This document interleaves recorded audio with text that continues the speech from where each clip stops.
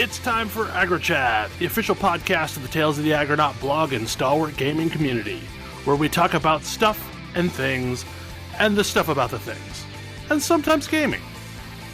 I'm Belgast, and let's start the show. Hey folks, it's that time again. Time for another episode of AggroChat. This is episode 304. Tonight I'm joined by Emo. Hello. Ashgar. Hi. Grace.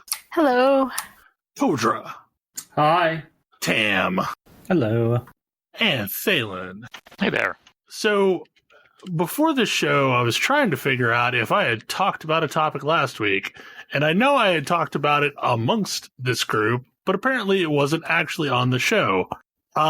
So I have been back poking my head into Destiny 2 because a new season started, and it's got a lot of lore and stuff like that, and basically the darkness has arrived and is a real intangible threat. Yes, now we have pyramids in addition to the spheres. So Yes. now we just gotta wait for the cubes, and then the true evil will be unleashed. But, yeah. So the darkness is trying to convince us that it's not so bad after all. That's the gist of what I've gotten so far. That it's just misunderstood. The darkness is? Yeah. And basically, like, so in the lore, there's lore basically stating that once upon a time, the darkness and light were two sides of the same coin, and there was a constant balance between the two. But this is okay. Attacked. Yeah, basically the Fire Nation attacked. So of course, like, something of importance to note that this telling of the tale is written by the darkness. But according to the darkness, everything was fine until the light side decided it wanted to break away from the natural cycle of things. According to the Ascians, everything was fine until Hydaelyn showed up. Exactly. Right. Exactly. It's the same kind of thing where, like, basically the light would build, the darkness would destroy, the light would build, the darkness would destroy, and they would be in a constant rhythm. I'd be willing to accept the Traveler is lying also as an actual solution here. Yes. Like, I feel like the Traveler is also probably an unreliable narrator. Has it ever actually talked to us? No. Yeah, it's not even that it's an unreliable narrator. It's that it just showed up and gave power, and we're just like making up reasons for why this happened. Right, exactly. like the speaker has said that he's never actually spoken to the Traveler. Like, that's a thing. Like, he is Lorax. He speaks for the Traveler. But yeah, I mean, so basically, according to the darkness, everything was fine until the Traveler decided that it didn't want to have its stuff destroyed anymore. And it went off on its own. And the darkness has been chasing it ever since, trying to bring balance to the world.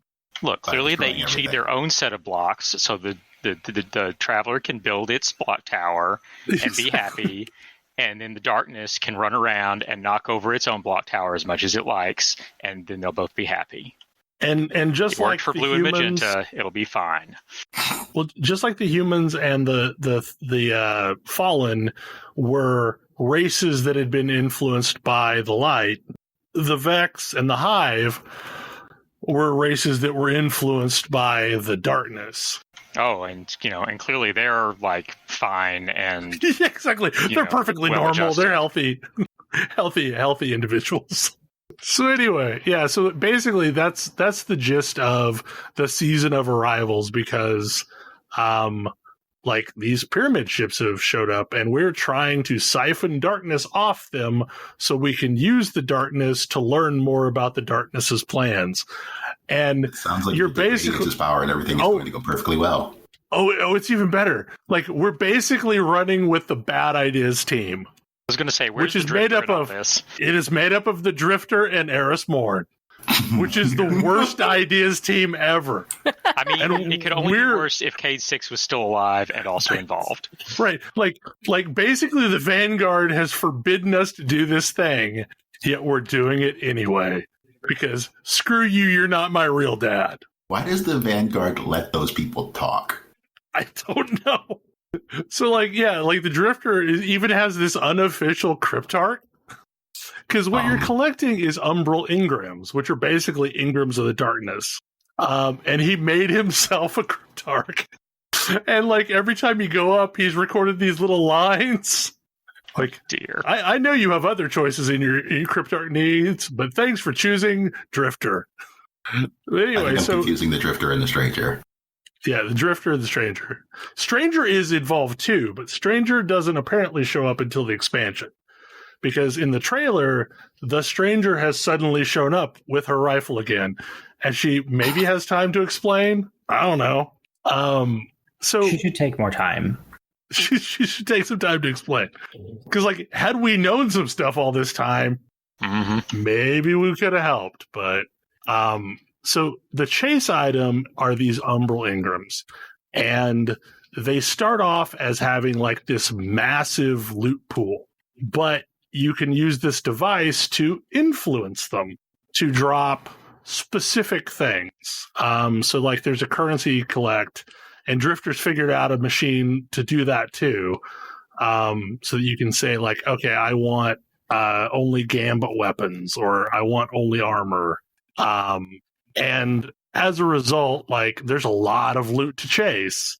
And there's a thing in the game called the Forge, and it went in with the Black Armory season, where you play this mini game of basketball and dunk orbs into a forge, which apparently ignites it and lets you forge weapons out of it.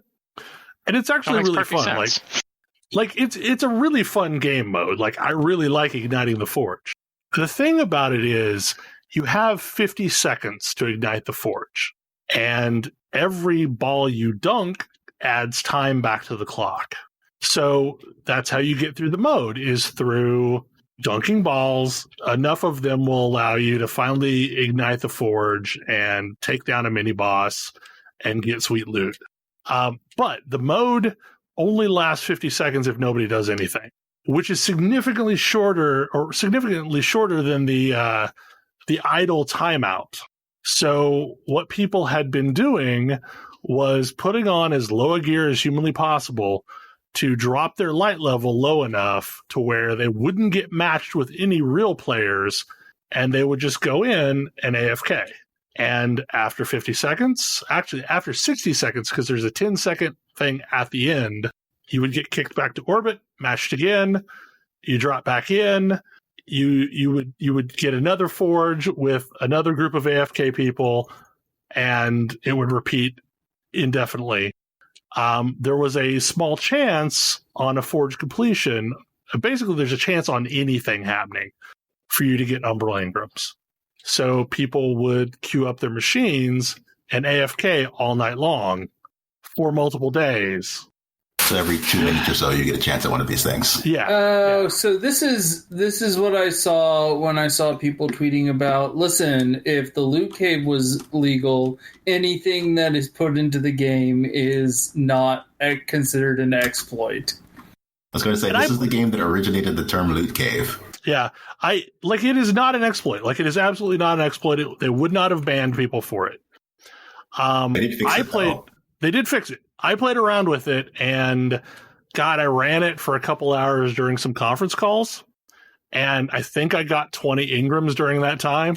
And yeah, like, so no one, and here's the thing is, like, there was another glitch happening at the same time where accidentally, if you did the Engrams, influence them one at a time, it would occasionally drop as powerful gear.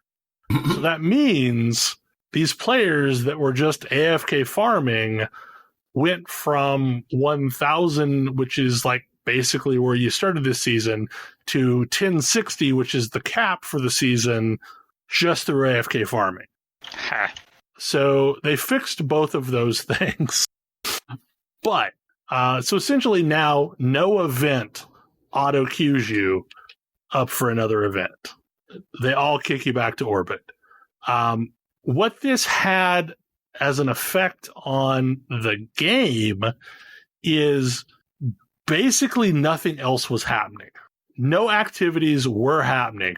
I was going into the Forge and actually legit playing and doing weapon bounties and stuff while the thing was going on, because like no other modes were really happening.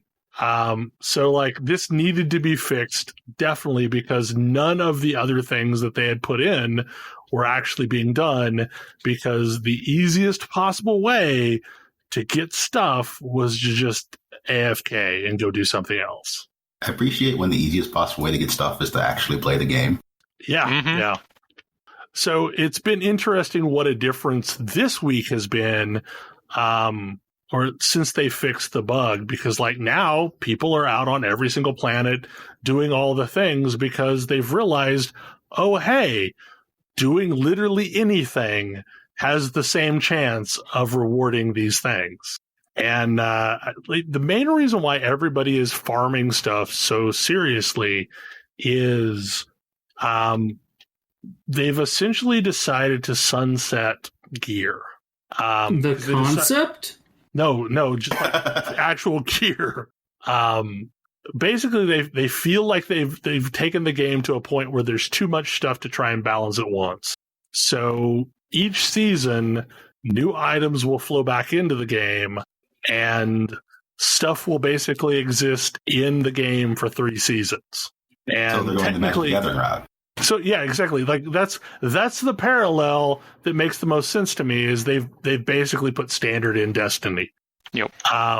And it gives them the opportunity to like revisit perks on weapons and things like that, so that if they want to add new perks, they can do so.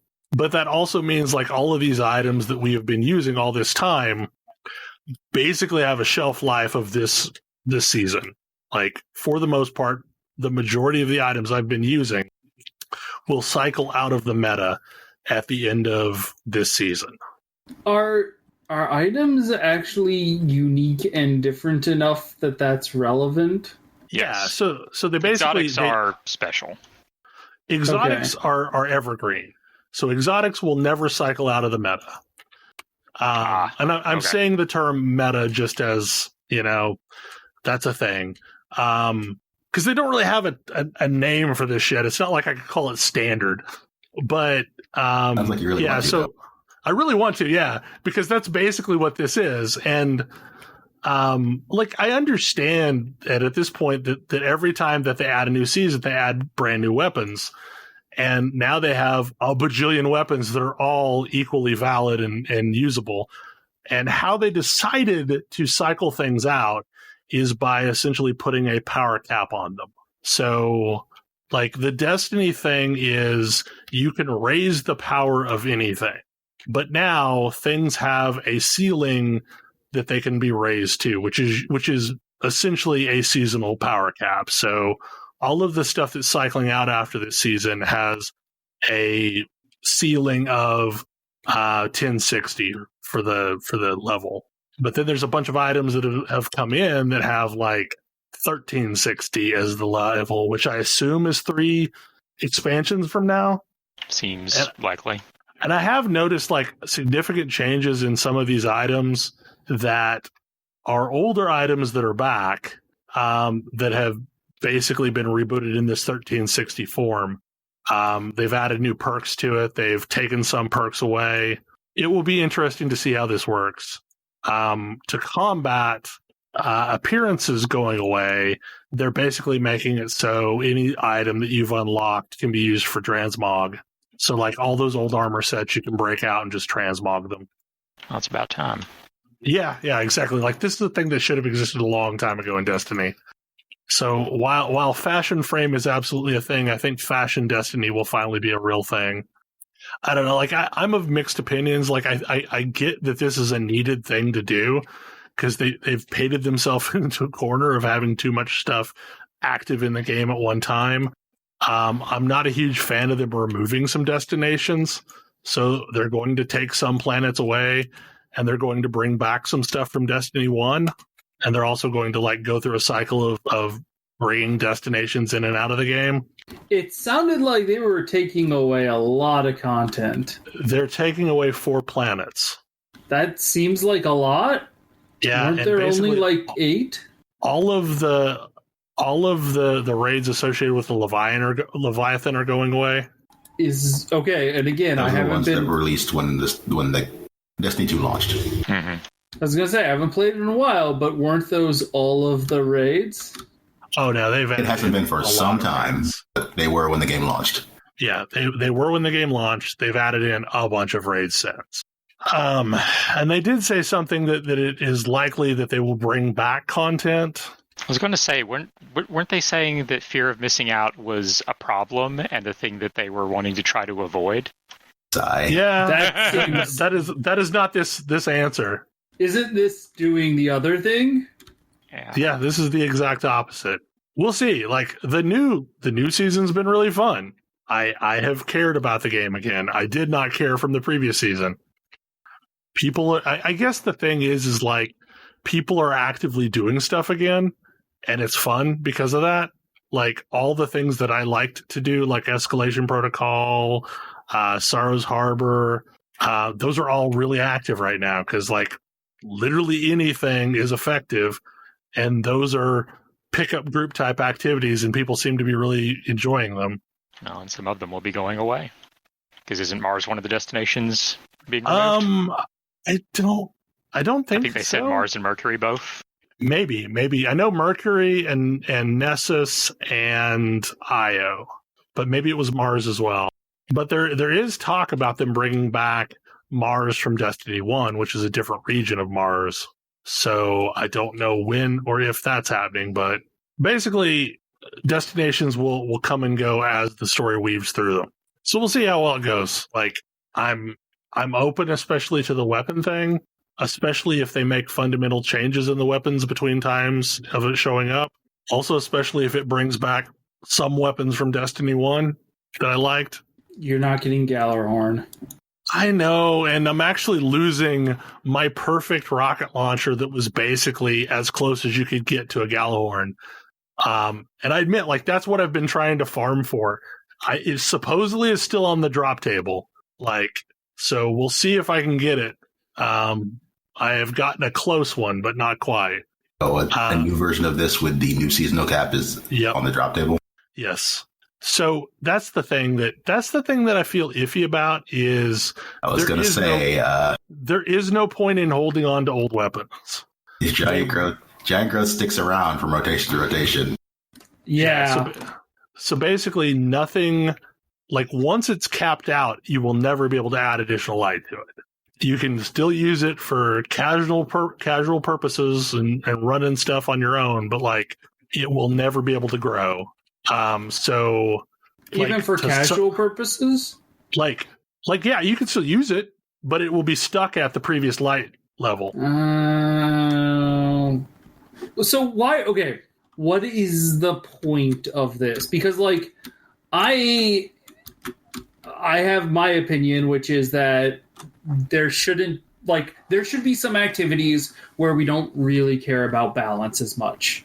Like for casual or like world activities that are low risk, low reward, sure, you can use whatever your favorite stuff is. And but for like the competitive PvP and PvE, that's where I like the idea of like rotation. Yeah, I mean, you'll still be able to use the items.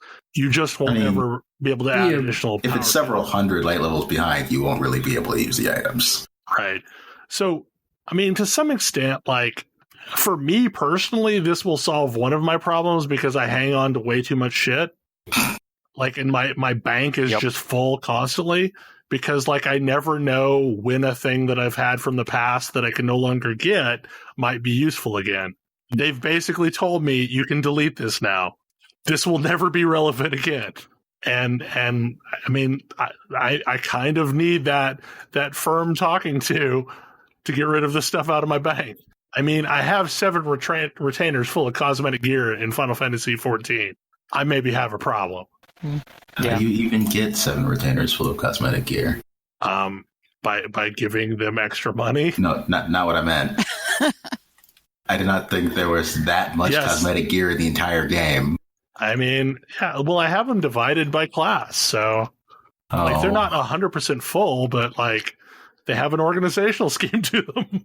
I mean, so isn't this why I am super happy about games that let me have alternate bags for like cosmetics? Yep. And Final Fantasy hasn't figured that one out yet. No. Like, they have the commode, but like the commode is tiny. Yep. They really need. Okay, so here's the thing. Like, this is a whole other side topic.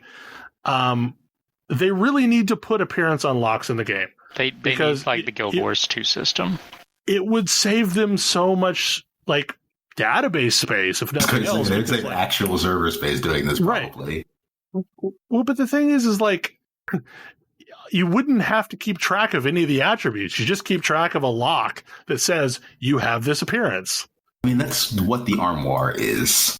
It's just a flag. Do you have this item or not? Yeah, but like, it's a half-assed version of that. Yes, it is. Yes. I mean, like, there's no doubt it's a half-assed version of that. Like, if you just had like, oh, these are the appearance flags that I have, then here's the actual items that I have, and those have stats on them. Those have stats, those have materia, those have whatever hell else. Yeah, like, I would immediately get rid of like half of the stuff on my retainers. And Square, if you're listening, and I know you're not, I wouldn't change my subscription. I'd still pay for them. They're my friends now. I mean, at this point, they might have leveled classes and things. They do. They have leveled classes and things. So you're still going to make the same amount of money. Just give me appearance unlocks. Oh, maybe someday. I really want it. Oh, yeah. But yeah, anyway, so I don't know what to think, Kodra, about this. It was not a direction I would have taken it. But we'll see. We'll see if this is good or bad. Okay. Whoever put this topic in, tell me what the hell Sky Scale is. Okay. All right. So you were just talking about wardrobe unlocks. I've got those. I've been playing Guild Wars 2. I have, in the past, railed against mounts in MMOs because I feel like as much as everyone loves them, they are dearly loved. They are a point of no return, and your game is travel and level design in your game is irrevocably broken the moment you add something like a flying mount. And, you know, if what you want to do is fly around and not engage with the world around you, then, like, it's great. And a lot of people do. Yes, you can pry my flying mount from my cold dead hands.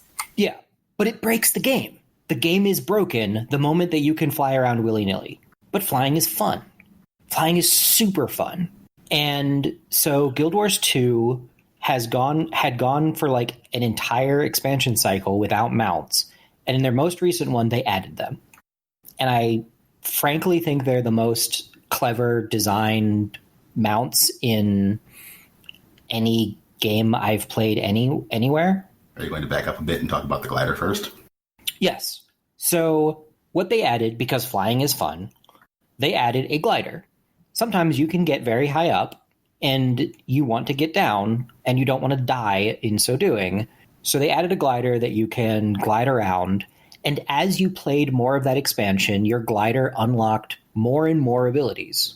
You could move faster with it. You could cover larger distances. You could float slower.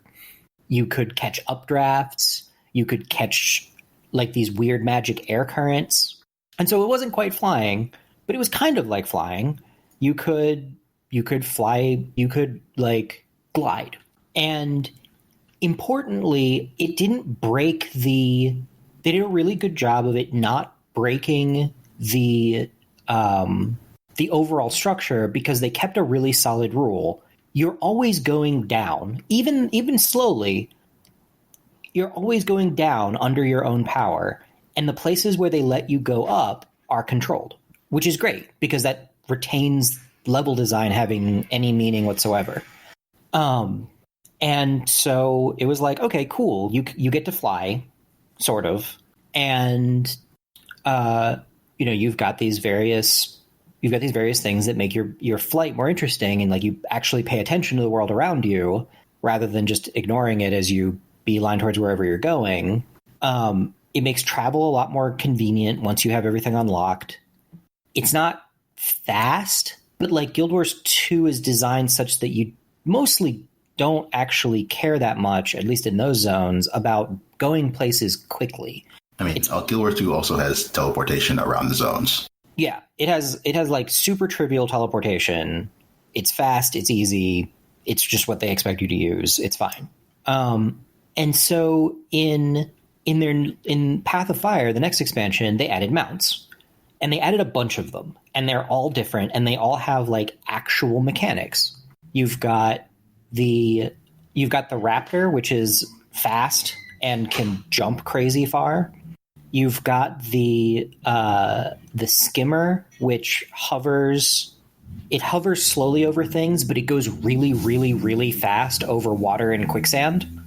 And so it's like solving specific environmental things. They have the Jackal, which is like it teleports around, and that's pretty fun. I forget what the fourth one is. The Hopper. Springer. Oh yeah, the Springer, which is a giant rabbit that goes all kinds of upward.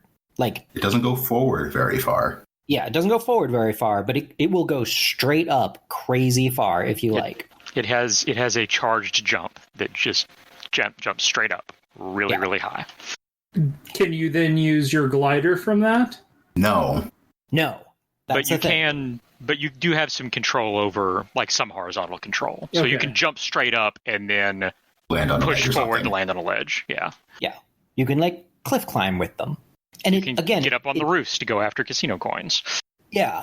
And they're all really convenient. And especially if you, like, go back to old world content, they're super, super convenient. It makes it feels awesome going through other content.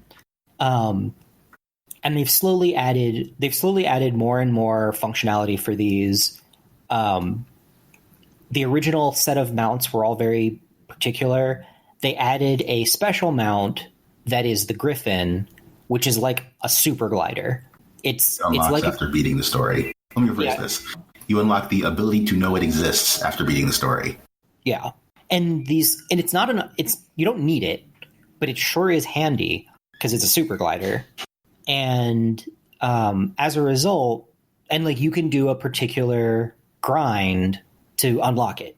You can do it like basically an optional series of collections that are, not cheap, but worthwhile to unlock the Gryphon. And the Gryphon is, as I mentioned, is like a super glider. You can cross huge amounts of it. Doesn't descend as slowly as the regular glider, but it does. But it goes real far, and you can flap with it to regain a little bit of altitude. And so I don't think you can't quite cross a zone with it in one go, but you can get pretty far. What you can't do is go significantly above your starting location. Yeah. And that's kind of been the continuing rule with their mounts, even the ones that fly, is in order to preserve the world they've created and the geography they've created having any kind of meaning, they have rules about what the mounts can and can't do. So you do have to actually pay attention to the zones, even if what you're doing is gliding over them or whatever. So they just recently added the Sky Scale, which is a dragon. If they seem to have decided that if they're going to have a legitimate flying mount, they're going to go big. It's a dragon. You can raise a baby dragon into a dragon that you ride around on. It's an adorable, exciting quest line. And it, like all of the other mounts, has mechanics. But one of the biggest complaints that the player base had was, hey, it's really, really cool that I have these gliders and flying is fun, but like I want to take screenshots and I can't because mounts move. I can't there's nothing that hovers. So I can't line up the perfect shot. And so the Sky Scale can hover. It can hover indefinitely in place as long as you want. You can fly up. You can hang out in the sky, safe from harm, provided you're not being shot at. It can go up, although it has a bunch of rules that are. It took me a bit to understand, but it can go up. It looks really cool, and it's a flying mount.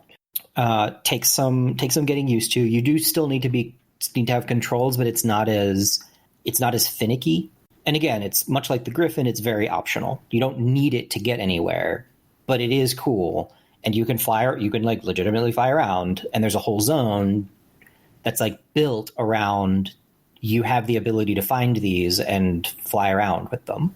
And one of the things that they do is, even if you don't have the mount, in zones where the mount is relevant, you can just borrow one. You find like a rabbit nest or a dragon roost or whatever it is, and you get to flap around on whatever creature you're riding around on.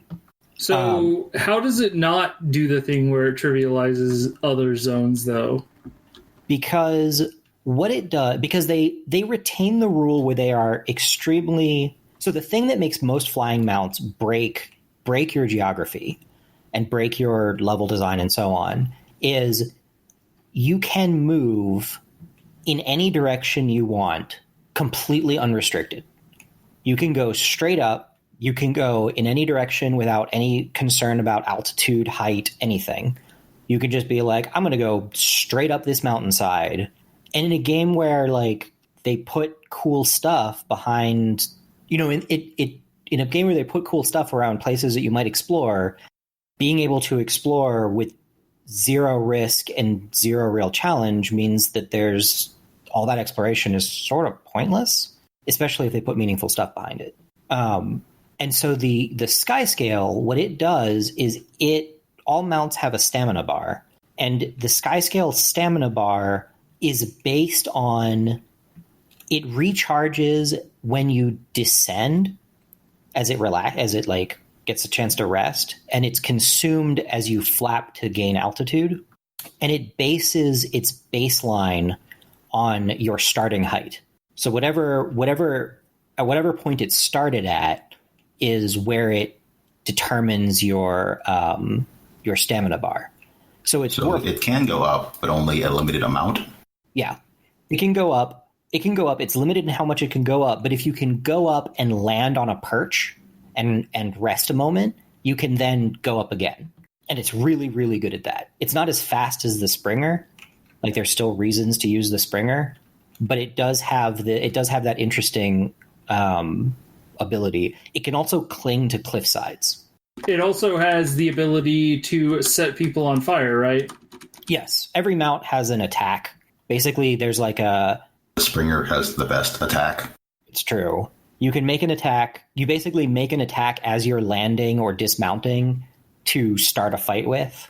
They do also unlock the ability to bail from your mount if you so desire, which is mostly not useful, but it is pretty funny in the cases of the Gryphon and the Springer, because now you can achieve some crazy height and then hurl yourself from your mount and glide the rest of the way wherever you were going.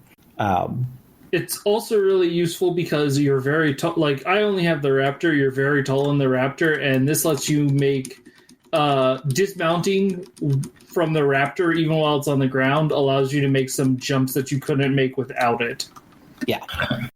And making jumps in this game are very relevant because this is the game of jumping puzzles. Which, by the way, they tend to disable mounts in. Yep. Yeah, but they don't disable mounts in all of the jumping puzzles. I mean, either that or they create jumping puzzles that expect you to have certain mounts. That is also a thing now. Yes. They've started doing that because they can make geography that matters. And they don't seem to mind too much if they trivialize content that you've probably already done with the new mounts. I will say old world vistas have gotten pretty easy. Yeah. Maguma vistas have not gotten much easier. I hear they're much easier. A lot of Path of Fire vistas require a mount anyway. Path of Fire vistas tend to require a mount. Maguma vistas, I find vistas in Guild Wars 2 are, hey, get a bonus for finding this place where you can get a good view. They're like, I forget what the FF14 equivalent is, but the sightseeing log. Yeah, they're like the sightseeing log, except they're much more connected to gameplay. Like they're one of the things that you need to do. Much more obviously a part of the world. Yeah, they're more obviously a part of the world, and like they're a thing that you do actually have to do in order to like fully complete a zone, and you get pretty good rewards for fully completing a zone. But anyway, all of that long preamble to there's a grind to get the sky scale. And the sky scale grind is really, really interesting. Like, it's a long grind. This game has a lot of long grinds. This game has a lot of long grinds. Audrey. And it's figured out over time, it has figured out how to make them interesting and fun. I was actually very frustrated with this grind until I realized that I wasn't paying close enough attention. But it happens in multiple parts. There's several sections where you fly around a particular zone, getting to be familiar with the sky scale and flying it around, because you don't really get much opportunity to do that in the story, but you get to do it as part of the zone. And so this gives you an opportunity to fly around on them. It's just super fun and get a taste for what you're going to get as you fly around looking for items in the world. And that's cool. And you do that a few times under the auspices of trying to figure out what's wrong, why all these sky scales are sick. And then you get your own, you basically get like a sky scale egg and you're working to hatch it. And through the next several things between, I'm not really sure I didn't really follow the conceit of why I take the egg around the world and tell it stories about things that happened. But you go around and like plant it in gardens for it to, I don't know. I mean, based on the only previous experience I've had with a dragon egg in this game, it seems like that's an important part of raising dragons. Yep. That's fair. You do a lot of it. I went and found... that's the thing. By this point, we've already raised one dragon. It's a very important part of the story. It's fair.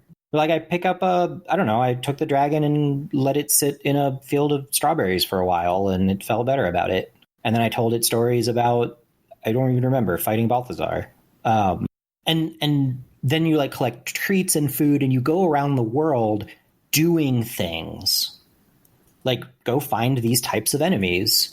And the collections give you little hints about where you should look and what kinds of things you're looking for, and, of course, what the item is that you're seeking. And so it wasn't that hard. It was like, oh, I need to go find bats. Let me find some bats somewhere. And go, kill bats until they drop the item I'm looking for, and then go find the next item. And one of the other things is you need the currency. There's like, each zone has its like important item that it uses as that zone's currency as they add them. And you need a whole bunch of every currency from every zone. But the best way to do them is to do stuff in that zone. You fly around doing events, doing quests, and like, it's still a grind, but it's an engaging grind where I'm doing stuff, and it's changing just frequently enough to be compelling. And at the end of it, I'm going to get a cool flying dragon, so it feels super worth it. I mean, I get to see everyone using the cool flying dragon, and I think it's sweet. And like, I definitely see people hovering around on them, and it makes me think about, like, it's still a flying mount. It still does all the things I expect a flying mount to do, but it does it in a way that doesn't break the geography, and I think that's brilliant. So I think the Guild Wars 2 mounts are really cool, but ultimately, like, what I'm looking for a mount is breaking the geography. And for me, the best flying mount system is Final Fantasy XIV, because you do the zones without flight, and you get the benefit of having to actually do the zone the first time. But as soon as you're done with the zone, you basically get to go get flight. And then from that point on, you don't ever have to not have flight. I definitely agree. Like, the part that you call game breaking is the best part of flying, and it doesn't seem like it would be as rewarding if you go through all of that work for something that still doesn't give you the full flying experience. Having gone around on the sky scale, I like it. I actually find it more fun than FF14's flying, even though it is less raw power. Well, I mean, and that makes sense, because, like, when you're playing these games, you don't ever want to just shut off your brain. And for me, like, when I'm going between point A and point B, I mostly just want to shut my brain off until I get to the next destination. That's the thing. That's the thing. If you're going from point A to point B, you just teleport. Yeah, that's the thing. Is right, Guild Wars exactly. 2 does not ask you unlike Final Fantasy XIV, where I will go into a zone and I actually need to get from point A to point B. In Guild Wars 2, I largely don't. If I need to get there, I click on a thing, and then I'm where I need to be. I think that's kind of what I find tiring about playing Guild Wars 2, is that everything in the world is relevant, therefore I have to get slowed down by everything in the world if I'm on a mission, but I don't know exactly what the mission is yet. Like, so if I'm out harvesting stuff, I still have to care about all the things that I encounter, because you never really out-level the things because the world scales up with you. And, like, I don't always want to have to pay attention. And I guess that's one of the things that I really like about flying in end-game situations is, like, okay, well, now I want to make this thing, so I'm going to need, cloth, and I'm going to need some metal, and I'm going to need this, I'm going to need that. And I want to zip around the zones, getting only the items I want. But, like, that, there isn't an equivalent of that in Guild Wars 2, because, like, you're still kind of in the zone having to play the zone. Yeah, and I guess that's sort of the thing that makes me really enjoy the structure of it in a way that I like to play through the story of FF14 when I want to play through the story of FF14, but boy, do I not enjoy just like logging in and trying to figure out something to do that's relevant, especially if I'm just like doing something quick, whereas everything is relevant in Guild Wars 2, so it's almost no matter what I'm doing, it's worth my time in some regard. And that has some secondary benefits that we're probably going to talk about in a bit. It's probably a bit. But anyway, very, very long story short, kudos to Guild Wars 2 for making a huge long grind that I'm legitimately enjoying start to finish. And and I'm not enjoying it because it is a constant challenge. It's actually very easy. And like, it's my, I want to relax thing, because I do kind of turn my brain off, but I'm turning my brain off in a way that it isn't just mindless grinding, because I just can't with waiting on the random drop, but it's still a grind and I'm still doing stuff, but I feel like I'm always making progress. And I can't wait to fly my dragon around. I mean, I have had a lot of fun on different grinds as well, and I will say that Guild Wars 2 mostly gives you grinds that ask you to do some interesting things, along with all of the grinding. Maudry was the one that Thalen mentioned, and I'm on that right now, and so there's a whole bunch of, like, incidental activities in the world that you can easily miss that you basically have to go find an item from one of those activities and take it to another activity and then feed it to a plant. I will say that Maudry was how I learned about some random things that I picked up. Yeah. Yep. Like, it caused me to do some things that rewarded things, but also, like, captured box of light. What is this? What is it even for? Yeah. Oh. And it's also I also really think it's fun because it often adds a new dimension to stuff you've already done a million times. It was like, it's like, oh, hey, this event that you've done, you've fought this event boss like 300 times just in passing, but like this time you need to get hit by its ability, or you need to do it without getting hit by an ability, or like something that's just a little bit different that makes you think about it in a slightly different way and like adds spice to a thing that you've seen a bunch of times, versus we created an entirely new encounter, which is cool, but what about the old ones? And like, I'm continually impressed at how much they managed to make old content continue to be relevant. I will say that there is a bit of like what they're doing to make old content relevant that's not necessarily the best message, in my opinion. Like the fact that there's a whole bunch of really important and neat items that are gated behind it, the achievements. Yes. But not all achievements, just certain achievements, and so you have to like hunt through the achievement log to try and figure out what does what. I guess that's part of it too, is like, I just find Guild Wars 2 overwhelming. So one of the things many things going on. we're going to get into here is I have definitely felt the need to make short-term and long-term goals when it comes to this game. Yeah. Because there is so much to do at basically all times. It feels kind of like ESO in that respect. Yeah, I was about to say, Bel, I think there are a number of games that I similarly find overwhelming, and you just completely bounce off of them. Because I feel the way about Guild Wars 2 as I feel about Warframe. Yeah, Warframe is equally overwhelming. And it's like, yeah, there's always a lot to do. That's kind of the point. For me, it's the draw. Yeah. I'm not gonna run out of stuff to do that I feel like I'm not gonna run out of stuff that I feel like I care about and get bored. Yeah, Bel, you're never getting this game into a maintenance mode for yourself. Well, and part of the problem is like I feel like it doesn't do a good job of telling me the options of what are available. So I have to go search through websites to figure out what kind of stuff I just picked up in my bag. Because like there's so much random stuff that you pick up that you don't know if it's useful or if it's just garbage that you should throw away. I find that Guild Wars 2 is really, really good about messaging whether something is worthwhile or not. I have a bag full of just nonsense. I mean, I don't know if any of it's useful. Currently, there are items that say this item only has value as part of a collection. Just letting you know you can throw it away. Yeah.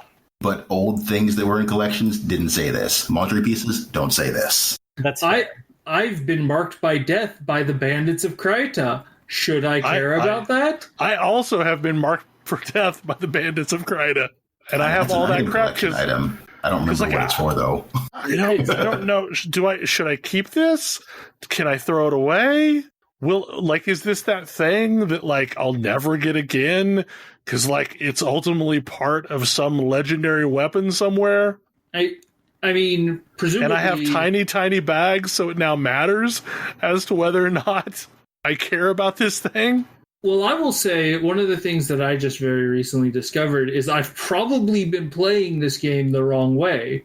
Because for a while, like, the things I would do was I would log in and I would do the daily, because the daily rewards 2 gold. 2 gold is a lot of gold in this game. Apparently, I can go into a dungeon, and if I complete the dungeon, I can get 10 gold? You have to complete 8 dungeon paths, so that's like 2 2/3 dungeon. Okay. I'm just saying, like, apparently there is alternate ways for me to be acquiring gold at a good rate. I found that out when I started going into fractals as well. Yeah, fractals are worth a fair decent chunk of gold via fractal encryptions. No, there is a lot of items in my inventory right now that I don't know what they do. A lot of them I'm pretty sure are just like things I picked up that are for a renown heart. That would actually be a really good thing. If you just said, oh, this is a turn-in for a renown heart, and I could be like, cool, I'm going to throw this away now. You had extra items when you managed to finish this renown heart. Yeah, like let me know that. They're called task items. Yeah, but the old ones, it doesn't apply, sadly. Oh, I thought they went... I had some... They did not revamp these. But anything from like the Living World 3 zones or newer, say it. Yeah. Anything from the original zones, not so much. There is... It is something that I've seen. I have seen that. It's like, oh, this is a task item. Do I seem to care about it? No, I'm trashing it. It's not meaningful. That's the other challenge that I've had recently. So you mentioned Living World, and I would love to catch up on the storyline, but like, I just want to play the storyline. I don't want to have to care about what I'm doing for the storyline. And the Guild Wars definition of story content is vastly different than any other game's definition of story content. What do you mean by that? Like, I got face rolled trying to do story content. It can be pretty difficult. Like, it took me 4 attempts to get through it. You can do... Okay, let's pause. You're probably doing Season 2 content. Season 2 content sucks. Season 2 content is awful. Yeah, this game has definitely a history of not always doing things right. Hello, Season 1. And one of the biggest complaints that they had, which I consider a failure on their part, was they listened to the players that said that their game was too easy. And so Heart of Thorns catering a little bit too much to that. Ridiculously brutal. Well, I mean, this is season 2, not Heart of Thorns, I think. Season 2 was the start of this. Yes. Yeah, season 2 is the start of Heart of Thorns. Mm-hmm. You can play the story stuff in any order. Yeah, but I did play through season 2 in order. So one of the things that you can do that I've been told is you can actually do season content with friends. You can also do that. Yes. And in fact, in a lot of cases, the way you get achievements is by taking a serious party and trying to do the content seriously. Yeah, there's stuff there where it's like the achievements that you get, which sometimes have some pretty great rewards, definitely have like you really need 2 people to do this or more. I will say I don't quite understand how so are fractals scaled to group size at all? No, they're not. We have gotten a little bit better at this game than we played last. Okay. Because we were definitely going into fractals, which are designed supposedly for a 5-person party with 3 people, and not really having much of a trouble. But we're still on level 4, and I know that one of the daily things is to do a level 65 version of that. So presumably they get harder as we keep ramping that number up.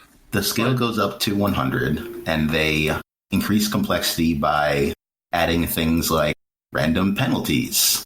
Like, in this one, you can't stand too close to your friends, or bad things will happen to you. Okay. In this one, if you get downed, a Fractal Avenger is going to come to try to finish you off. Okay. But that's not telling me that they're making the enemies harder? The enemies also get a little harder, and also they add a mechanic called Agony. Aha! Which is a gearing thing. It's basically a gear check. I can put Agony resistance on my gears now. It has to be ascended gear in order to add Agony resistance. Oh, God. Oh, this is reminding me of Lord of the Rings Online. Now I'm remembering why I was going through this misery. The good news is they've added a bunch of ways to get really easy ascended gear, or relatively easy ascended gear. I was going to say, I feel like there's some... Particularly in jewelry. Which is a larger chunk of your stats than I ever realized when I was playing this game before. Well, I mean, it also, even if it's just a vehicle for Agony resistance, that's pretty valuable. I know I briefly looked at what I was going to need to do to get Yasith's gear and was not interested. Honestly, if you want Viper Ascended gear, craft it as something else. And then also craft a Viper's insignia. So you can stat change it into Viper. But I mean, like, that's the other kind of cool thing about this game is even something as simple as I wanted to get Viper's gear for myself was a huge grind that had a bunch of different things that I should probably be doing for it. And it felt like an epic journey to try and assemble all of these pieces. I just wish that epic journey had a little bit less leather in it. I really do like this game. I do think that the state of leather in this game is also a failure. I agree with you.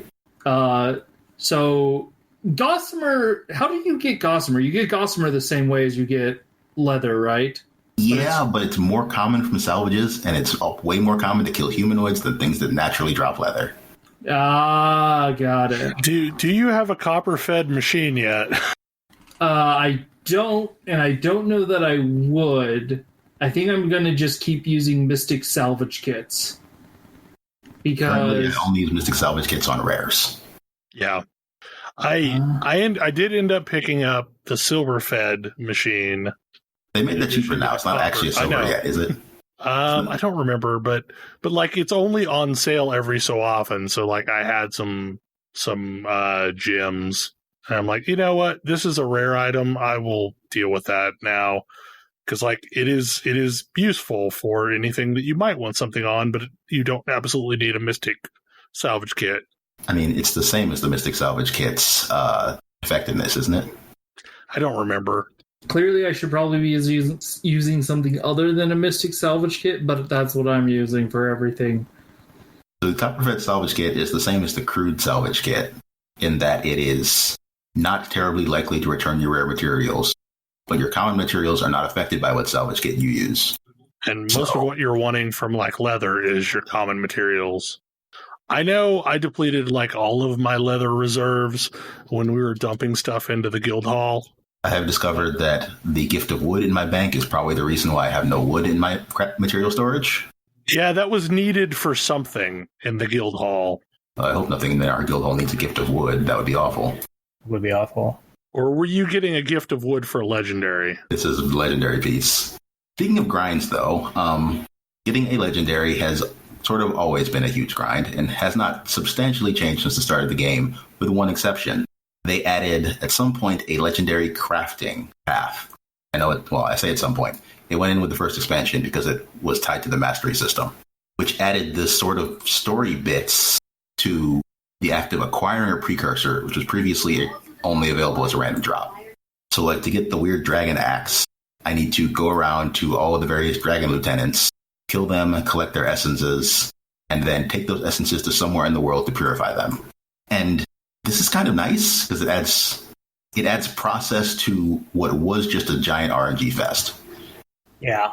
Granted, the actual doing this is still really expensive because you need ascended materials to go into these, but it does a really interesting job of the various grinds do a really interesting job of like, hey, everything you're doing is slowly working your way towards this thing. I just finished a legendary weapon this week that I had been kind of idly putting stuff together for and had not really been paying attention to how close I had gotten and found out I was actually really close. And it's not like, I want to say it's not dramatically better. I'm not actually sure it is better. It is not at all better, actually. It is not at all better than the weapon I was using, but it looks awesome. It is also the weird thing about legendaries in this game is they do two things for you. They are convenience items, and that you can put whatever stats on them whenever you want. You can take sigils and glyphs in and out of them whenever you want. And they are cosmetic items. They look amazing. It is difficult to miss when someone is using one. Yeah, like, I have a sword. When I have this sword equipped, or the appearance equipped, I don't remember which, all of my attacks are infused with lightning. Like, I'm leaving, like, lightning trails as I swing my sword, no matter what else I was already doing. I'm, like, erupting in lightning. And even when it's sheathed, when I run around, I leave little, like, shadowy, lightning-y footprints.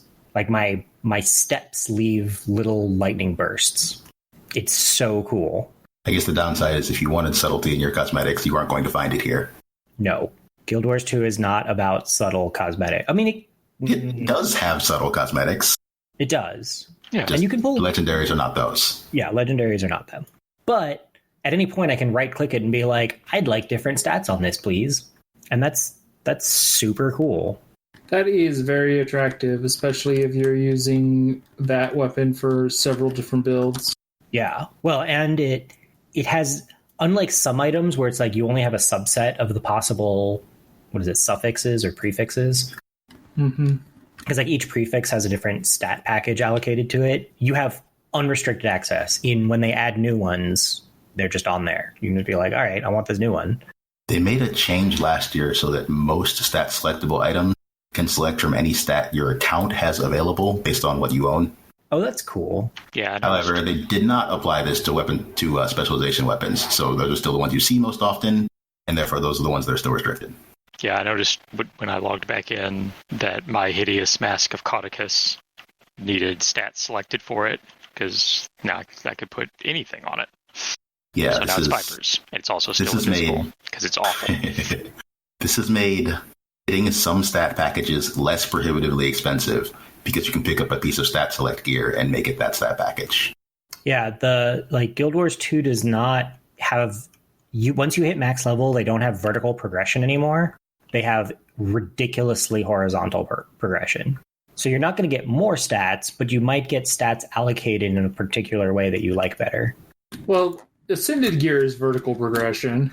Ascended Gear is a tiny bit of vertical progression, yes. Yeah. Ascended Gear is honestly mostly useful for its infusion slots. But yes, it is a tiny bit of vertical progression. It made people who already had exotic gear really, really, really mad when Heart of Thorns came out, because they were promised no additional vertical progression, and then Heart of Thorns added Ascended. They definitely haven't added any since, though. Yeah, I was going to say, it's kind of wild that they still have held to that. I mean, and once you hit max, they really seem to not want to invalidate you having reached max level, or any. They really work hard not to invalidate your accomplishments, which feels really good. Because one of the things is it's like my gear that was good when I originally got it and thought it was awesome years ago is still good. I did upgrade to something that I liked I liked better elsewhere, just because I was going for something specific. I mean, also we've learned that putting defensive stats on your gear is a thing you might want to consider ever doing. Yes, I don't know. If I've got a healer. Yeah, also in the game that doesn't still have probably healers. That's incorrect. That's patently false. Yeah, it turns out that we listened a little bit too closely to their whole "we don't have roles."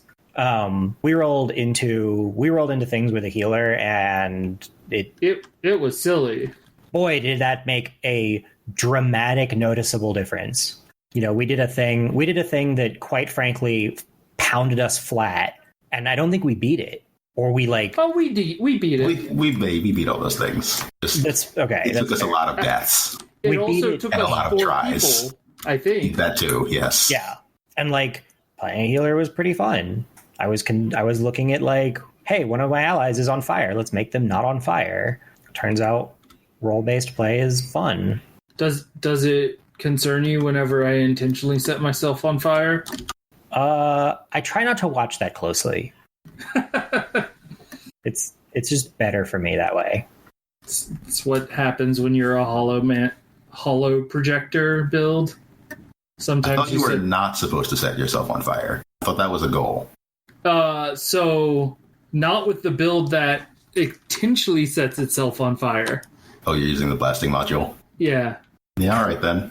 Well, but it does healing feels very similar to ESO healing in that You're doing some things and healing is a result. Well, I'm doing things to create healing, but it's not like you are getting healed. I guess that's fair. There are no targeted heals here either. Yeah, there's no targeted heals. What I'm doing is I'm saying in this space, healing will occur. Bake your own judgment as to whether or not you're in the place you need to be, which makes me I feel like more of a battlefield controller. It's like I know where I want people to stand, and so I can very subtly influence where people stand by being like, hey, here's where healing's happening. And warrior banners are much the same way too. Warrior banners are amazing. Warrior banners are so good. Ranger spirits, also amazing. Yeah. And so it's like there's this party synergy based on the things that we're individually good at and doing that feels pretty good. That isn't quite as strict as I make green bars go up. We did also do a dungeon just the other day without a healer. Yeah, that dungeon to me was the we've gotten better. We've gotten dramatically better at this game.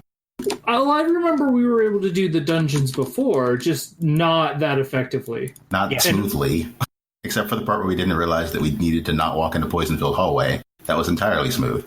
Yes, we did walk into the poison-filled hallway and die. That was the group content in this game is very similar to Destiny group content in its design. In terms of the way it thinks about encounters and on. And I think that's really cool. Except it's not shooter combat. It's interesting to me because of that, because it is more like hotbar combat. I mean, it is hotbar combat, but with a little bit more action to it. I don't know. I'm enjoying things, and I've come back to a build that I was playing previously and was unhappy with. And now that I have learned more about how gear works and how the game works, I'm finding some success with it. This being Dragon Hunter in general, but specifically Longbow. This is the thing where it's I feel like I still do not have enough understanding of this game to really know how to build my own build.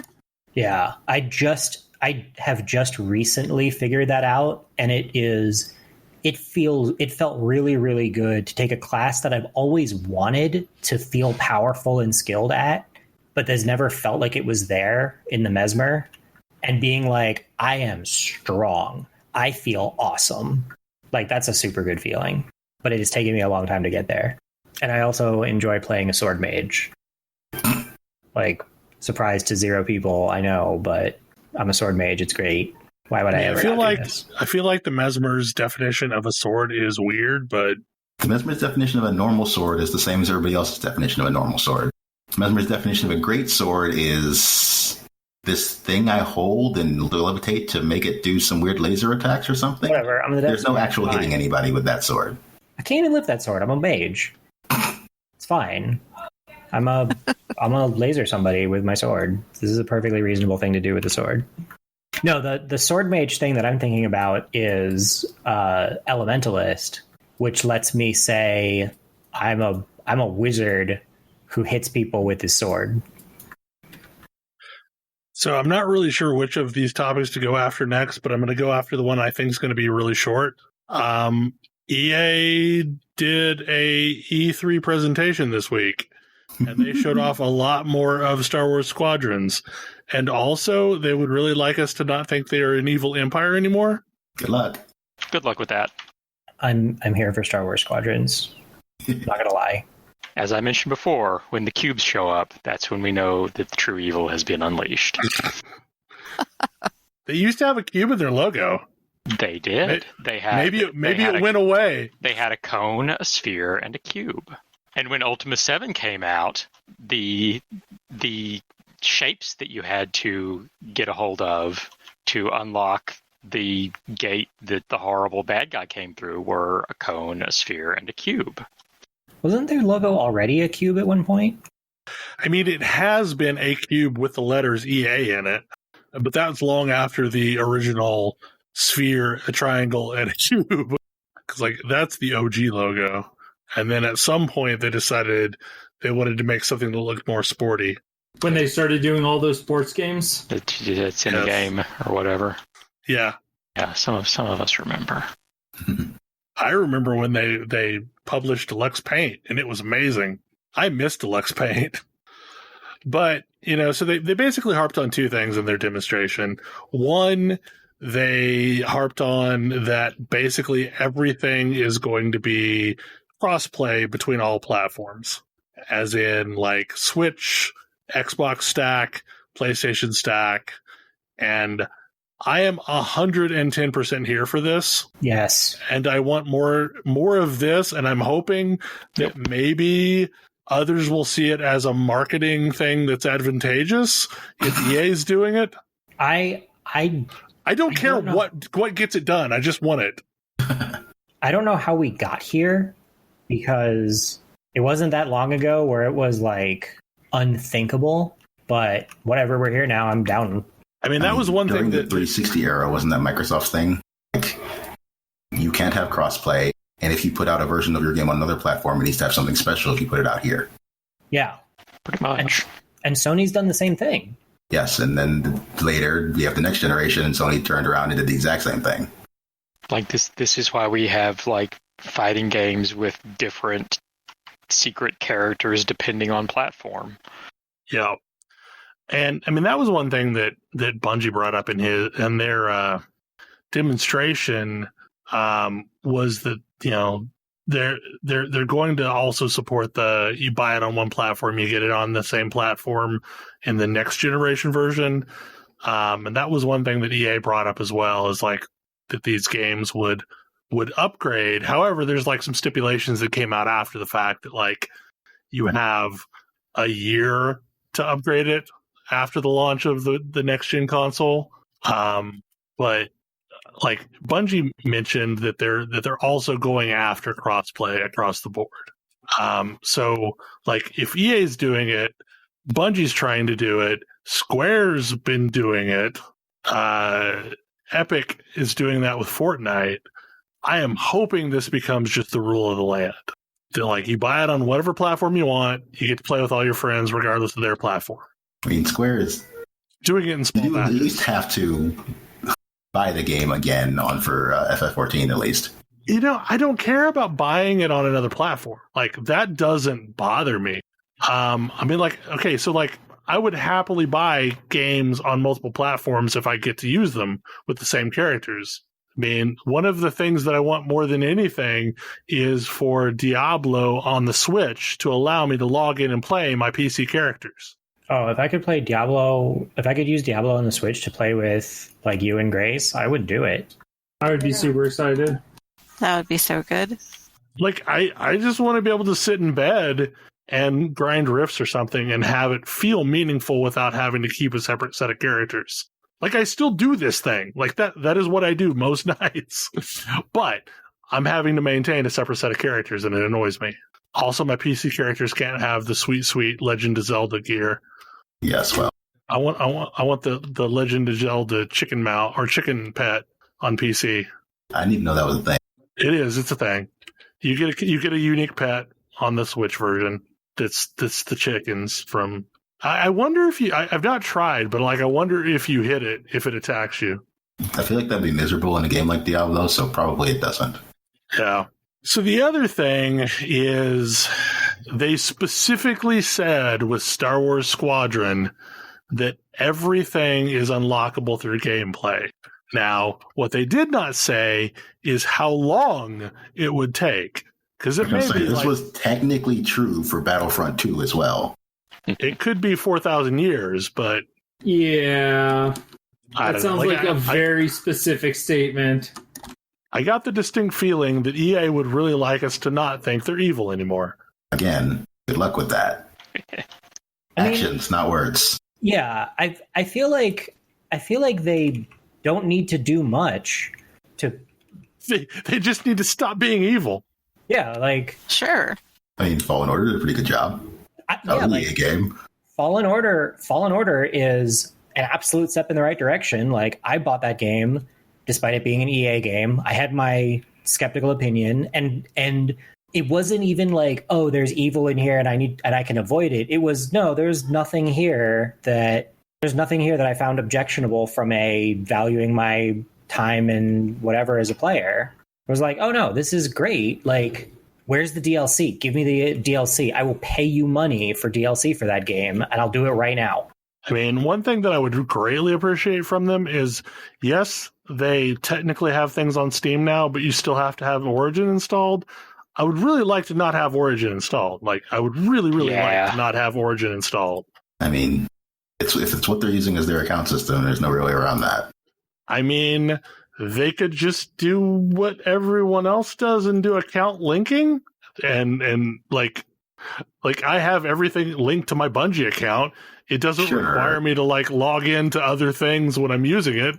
Implementing Steamworks is not free. That is, it takes time to do it. I also think it's not actually free, but I'm not sure about that part.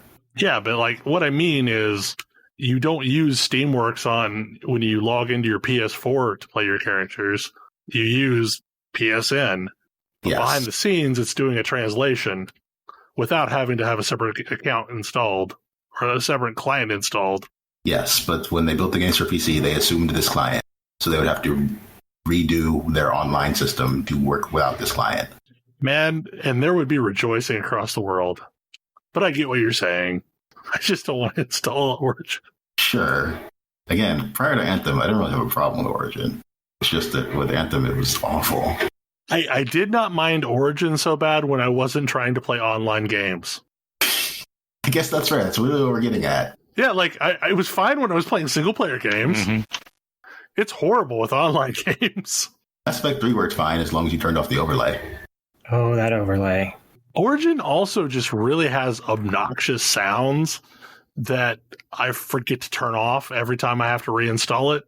And I'll be sitting there and I'm like, what the hell is making that noise? Oh, okay, it's Origin. Which wasn't a thing I dealt with for a really long time because I had no friends on Origin. I have that problem with the Discord message notification sound. Yes, it'll go off and I'm like, what is that? I also particularly hate the Google Talk notification noise.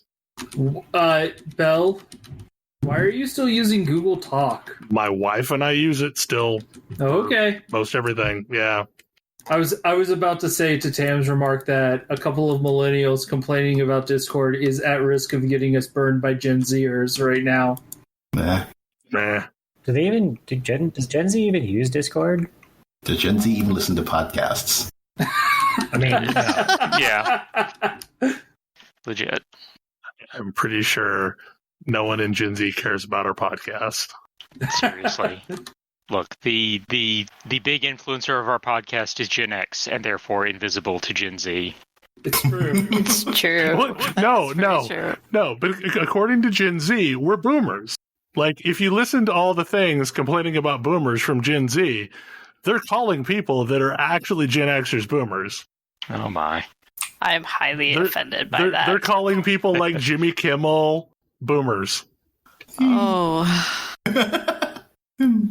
I mean, Like, here's the thing, is like, I have no problem with Z or millennials. I do have a lot of problems with boomers, but yeah. like, Gen X is very much the generation that has tried to keep their head down because they knew the world was out to get them. Turns out we were right. We were right. We were straight up right. We maybe should have done something about that sooner. Whoops. Yeah, I mean, like the apathy is strong with Gen X. Yep. We maybe should have not waited until we're in our 40s to do something. Oops, my bad. I'm trying now. I'm trying real hard now. Anyway, that's probably time, unless we have short topic that we want to hit. Nothing we can't push, I imagine. I'm looking at the things left, and I'm not seeing short topic. Yeah, that was kind of where I was at too. It was like, yeah, those are long topics. Anyway, in that case, hopefully you enjoyed the show, and if you are a Zoomer and you're actually listening to this podcast, let us know, because I'm curious now. Anyway, we'll talk to you next week. Good night. Good night. good night. Good Night. night. Good night. See ya.